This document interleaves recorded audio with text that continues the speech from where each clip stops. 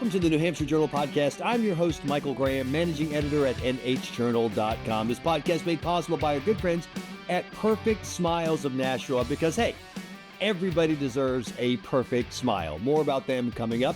But first, let's talk to 2nd Congressional District Republican candidate, Victor Orlando. Victor, welcome to the New Hampshire Journal Podcast. Thanks for having me. I'm glad to be here. We're happy to have you, and we're happy to have a primary, something to cover at NH Journal. We love politics, and obviously Lily Tang Williams is a well-known brand. It's her third time running in the 2nd Congressional District. Someone said Victor Orlando was running. I was like, what? What happened to Dawn? Oh, wait. That's Tony Orlando. Now, the only reason by the way, for viewers and listeners, I'm making that joke because in the pre-roll, Victor made that joke. So I'm stealing his joke. But anyway, so Victor Orlando, who the heck are you, and why did you decide to jump into this Republican primary?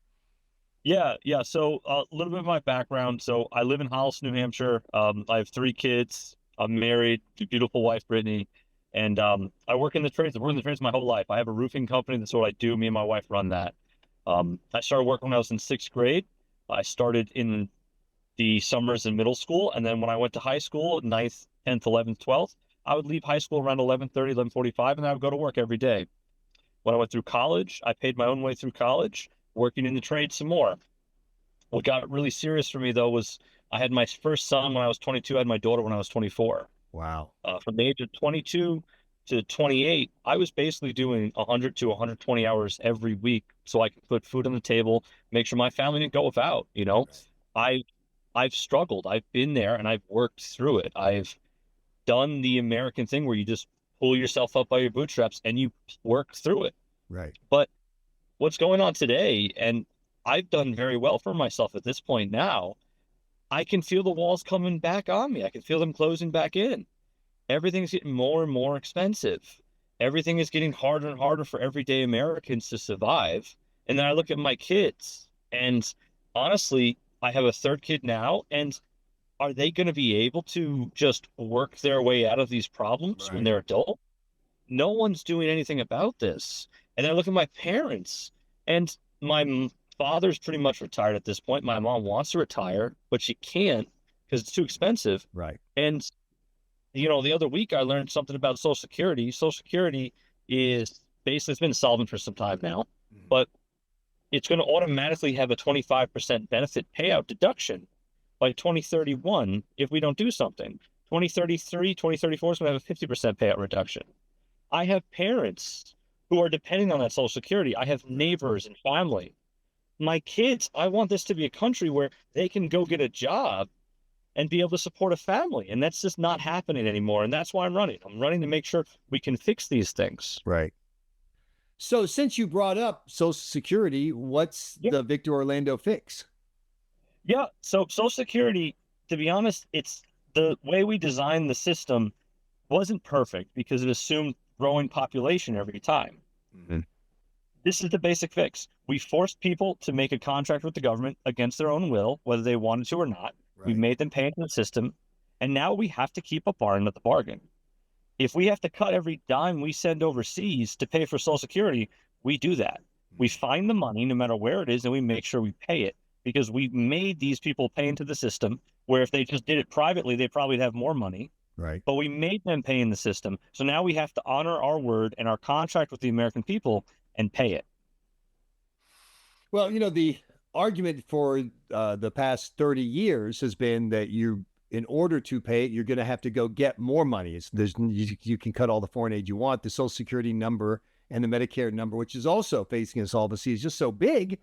You can't get it from, digging your way through the sofa cushions. You need some real money. You have to raise taxes, make people pay more on their income tax, on their payroll taxes up front to keep the system solvent. Is that the kind of thing you're talking about? No, absolutely not. I'm against increasing any taxes. The issue with our government right now isn't that they don't get enough money. It's that they spend it frivolously. Right. If we look at anything our government buys, it's not a question of, so I'll put it this way. I came to this realization a couple of months after I announced I was running in March. Because I'm a roofer, right? I deal in real things. I don't deal in political jargon. Right. If you buy a roof from me and you pay me in full. Now, Do not ever do that with any contractor you ever hire. That's a bad idea. People. What Do could not do possibly that. go wrong, Victor? You pay it all up Don't do front, that. and I'm sure they'll show up right on time and do all the work with Yes. no delays. I'm sure. Just give them the money.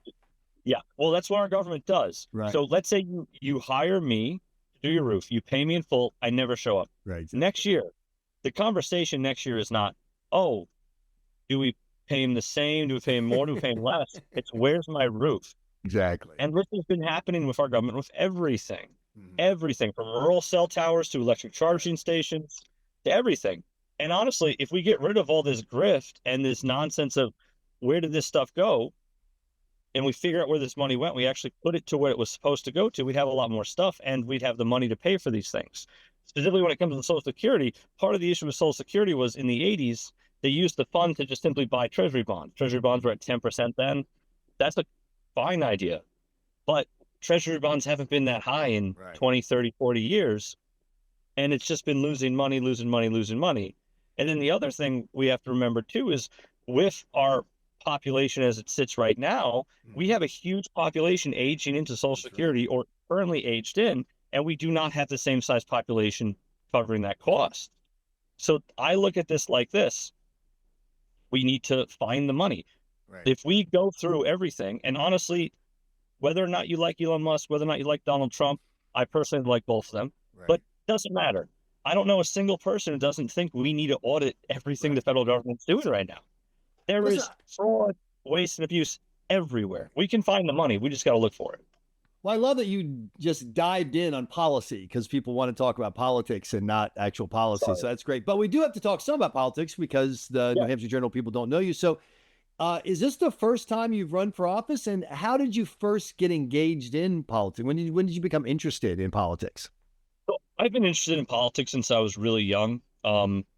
I've been part of my Hollis Town Republican Committee for a couple of years now. Basically, so this is the first time I'm running. Basically, I jumped in because I don't see anyone else doing anything about the issues we need to. I mean, I don't see a single candidate representing CD-2 that I can relate to.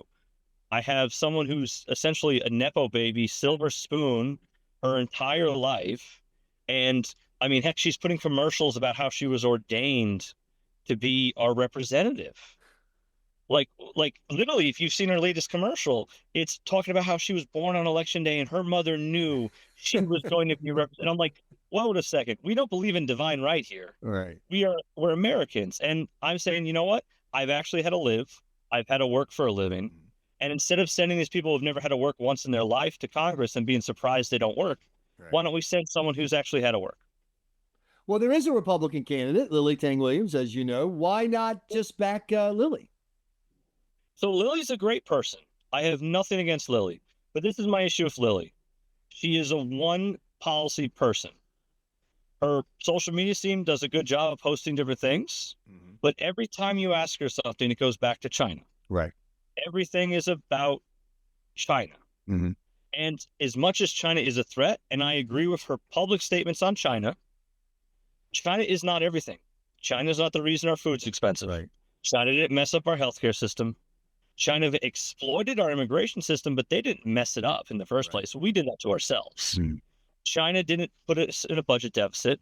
China didn't create all the problems we have in our country right now. We did that to ourselves. And we can't just blame China for it and expect it to be fixed. We need to focus on what are we doing here? And then also, how are we going to help the state?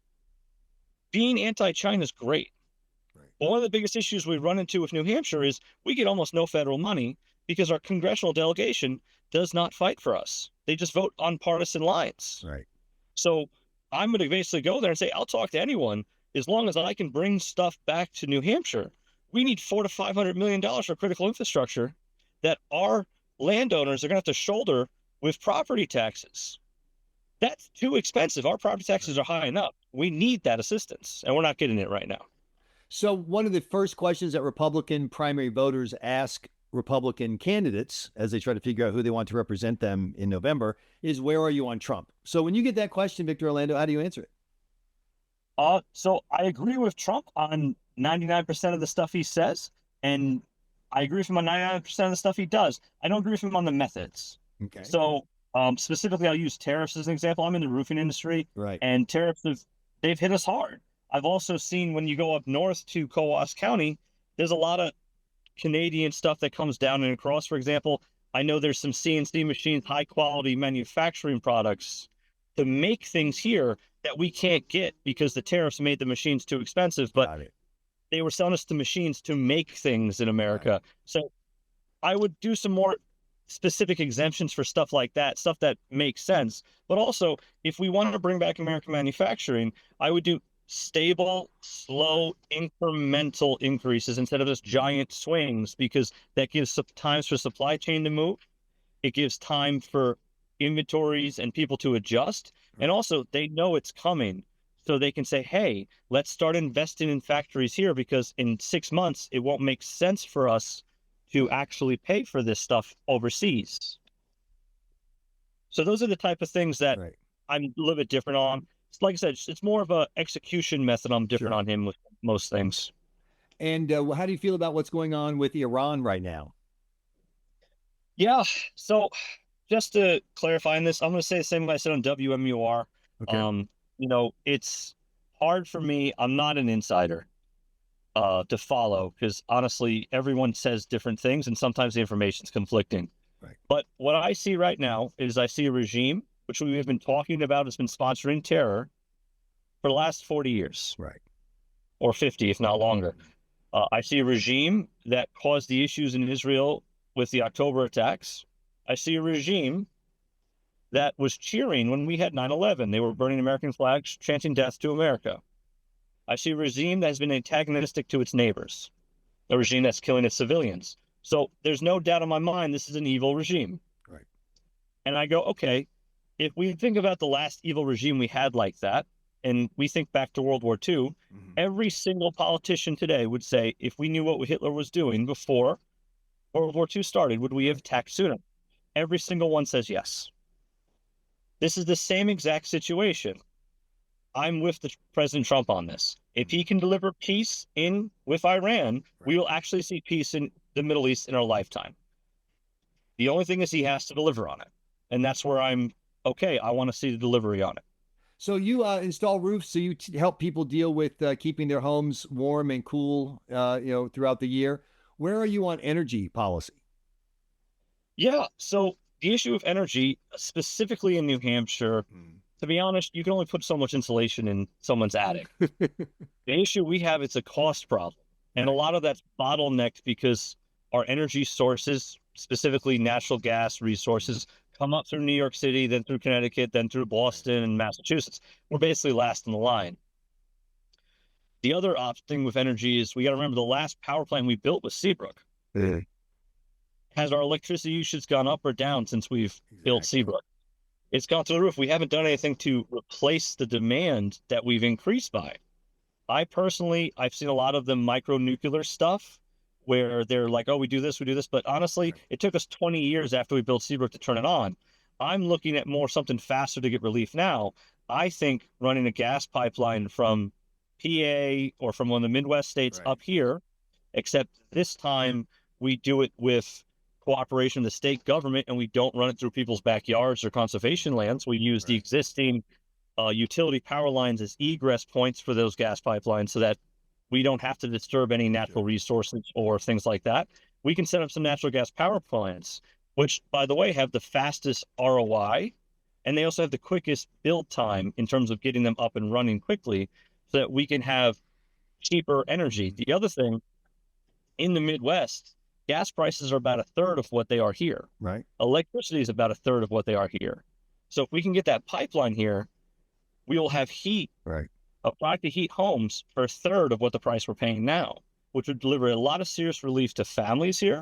It would also deliver a lot of serious relief to the electrical grid, and people will be able to afford things and have more money in their pockets. Yeah, at NH Journal, we've reported that this winter, the most expensive place to buy natural gas on the planet was New York City and Boston, depending on the day. And the cheapest place to buy natural gas on the planet was Western Pennsylvania, which is a, what, 7 hour drive, maybe 6 hour drive away.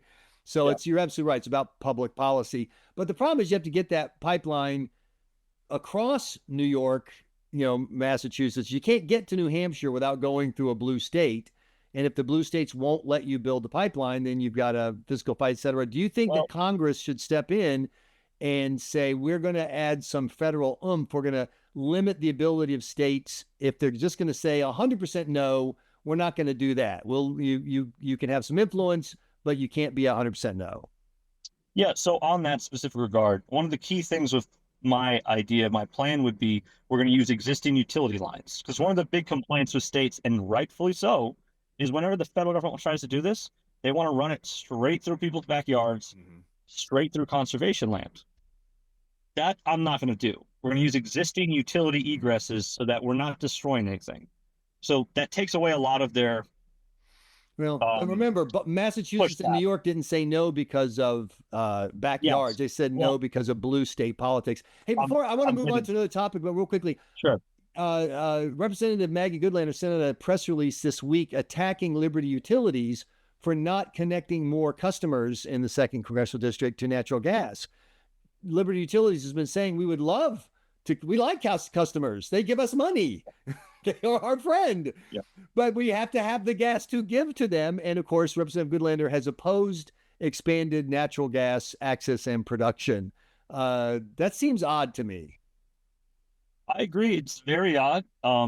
Keep in mind, I want to answer your second question real quick. I'll circle this too. Sure. Natural gas pipelines going across state lines, interstate commerce, which is by definition federally regulated. So the federal government has the authority over the states for that.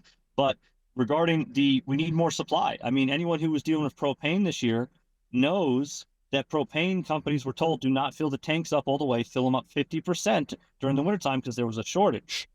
Why was there a shortage? We have enough natural gas and methane products in PA for 100 years, in just PA alone, enough for 100 years of supply for the country. Why is there a shortage? Because it's bottleneck coming up through New York and Boston. And honestly, what are they going to do? Run all these pipelines, have all these people to depend on that natural gas flow to heat their homes and then turn it off when they don't have enough? We can't do that.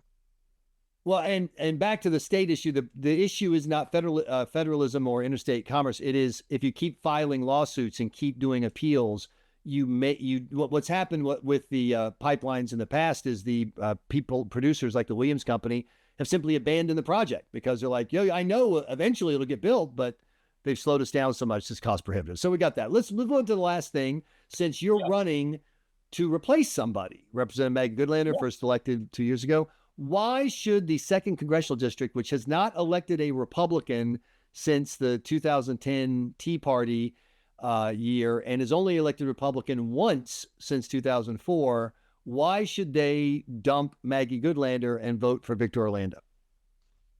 Very, very simple. And this is the biggest thing your congressperson does, is bringing money back to your district. Mm-hmm.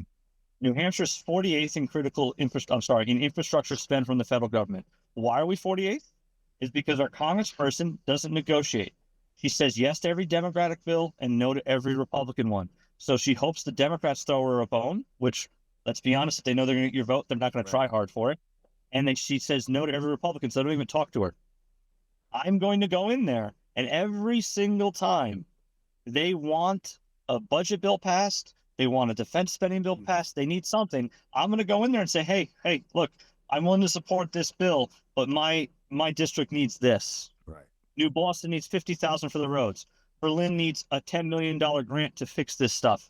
We need factories of this product built here. There's going to be a defense contract. I'm going to stipulate, hey, I want this part built in New Hampshire. We already have a huge amount of defense contractors here already, so they know we're friendly in the state. Mm-hmm. Just a little extra negotiation will go a long way. A lot of these towns, Claremont, Berlin, Lisbon, Littleton, Keene, these are towns that have industrial capacity already in place. All we got to do is just turn it on. And that's where your congressperson comes in handy, saying, hey, I need this for my district. I'm not going to go there and bang my head against the wall, fighting against opposite parties and arguing over things we're not going to get past. I'm going to go there, be constructive, and say, okay, hey, look, my job here is to negotiate and get more stuff for New Hampshire. And that's what I'm going to do. Well, Victor Orlando, where can people find you on the interwebs? Sure. Yeah. If you go to my website, votevdo.com, those are my initials. And you can check me out on Facebook and Twitter. VoteVDO.com. Thank you so much, Victor Orlando. Good luck on the campaign trail. Thank you. Have a great day. Bye.